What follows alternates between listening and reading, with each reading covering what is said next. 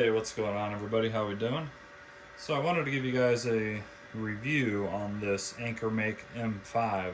This is the second 3D printer I've ever owned. The first 3D printer I owned was a Focus Odin 5. That's about a $250 printer.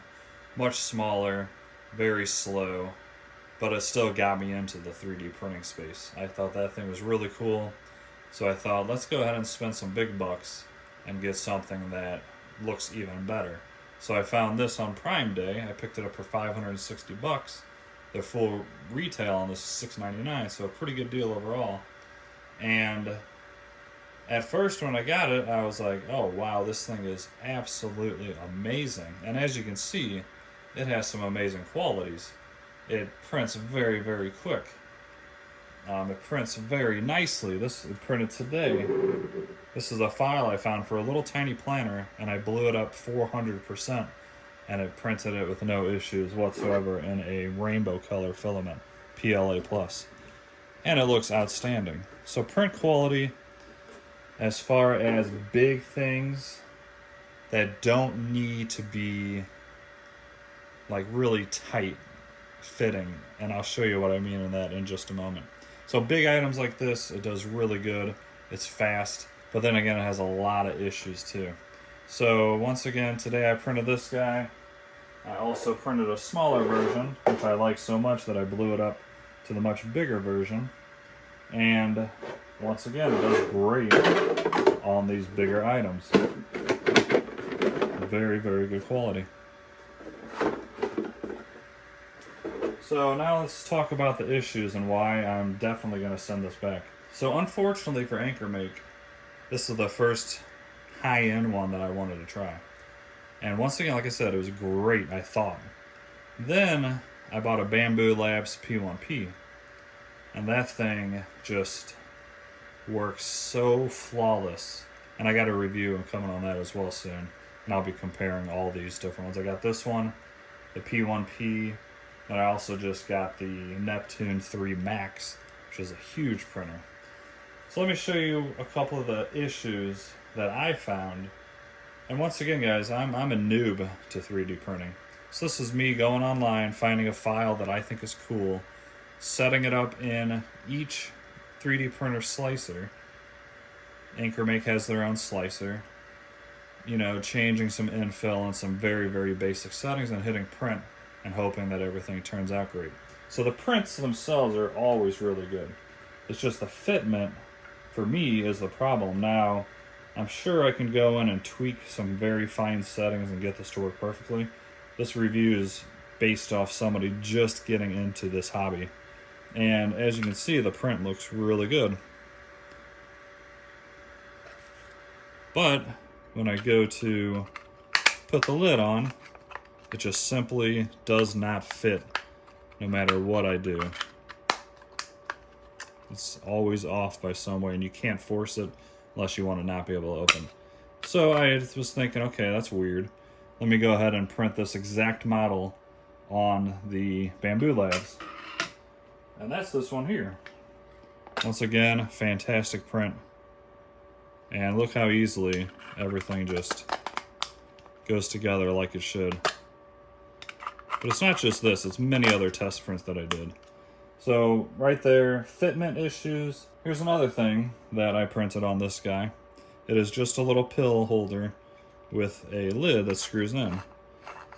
And it looks like it screws pretty good there, but I had to sand down some of this. It's almost rippling in there. And it will still not go in all the way. So after sanding it down and making it go in and out, I don't know, maybe 20 times, it finally goes in. But I had to use a ton of force, and it was kind of a pain. So what did I do?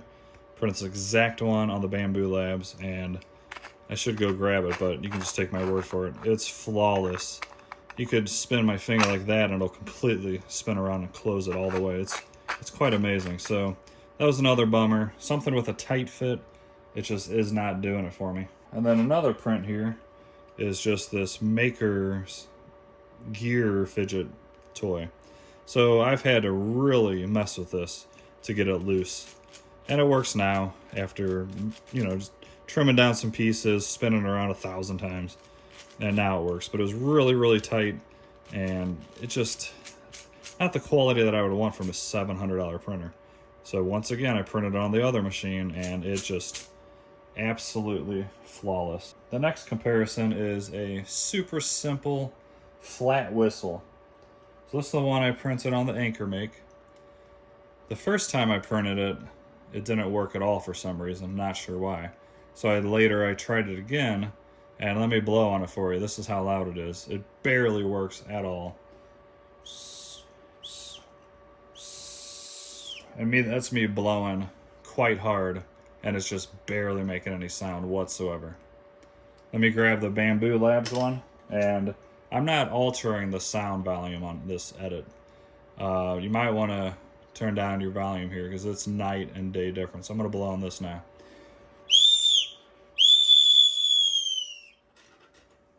There's the Bamboo. Here's the AnkerMake. Pretty much useless. This wouldn't get anybody's attention. Piece of junk. So that's frustrating as well. Half the prints I printed just didn't fit right, work right. And anything that is really tight, like this one I printed on something different because I was afraid to print it on this. And it's just, this is a puzzle cube. And I didn't want to waste my filament because I figured it would probably get caught up or I'd have to jam it down in there. Let me know if you guys have this machine and if you're having any of these issues at all. This is their stock slicer with only settings as far as maybe infill, slightly changed, and then the first or the layer height. Exactly the same way I do the other 3D printers, and I have no issues. Now the other big problem that I've probably changed the roll on this 4 or 5 times, and at least 3, if not 4, I'm having massive problems feeding the filament into the extruder. I'm going through the system, it'll retract the filament no problem, that's easy, but it heats up, and I try to extrude, which is going to pull it through, and every time except for one time, I just cannot get it. 2 times I had to take this all apart and mess with the whole entire extruder and make sure nothing was stuck in there, which there was nothing stuck. I put it back together, and then for whatever reason, it took in the filament. Right now, I was changing to this silk rainbow filament here, and I cannot get this guy in. And they even have a stuck button, because this might be very common for this machine. Let me show you how it just is not working. You can hear it clicking, and I don't know what the issue is. Of course, I'm gonna have to have it heat up real quick to 200. If you guys have a 3D printer, let me know down below what you have and how you like it. I don't know if you can hear it clicking.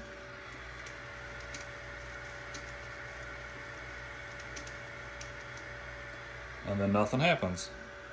So obviously I know how to load this, but it's just simply not working.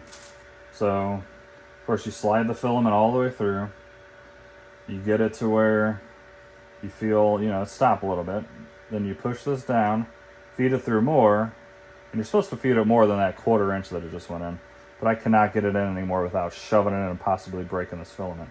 So okay, you think, okay, maybe now it's good. So you let go, thinking everything's good, then you want to hit extrude.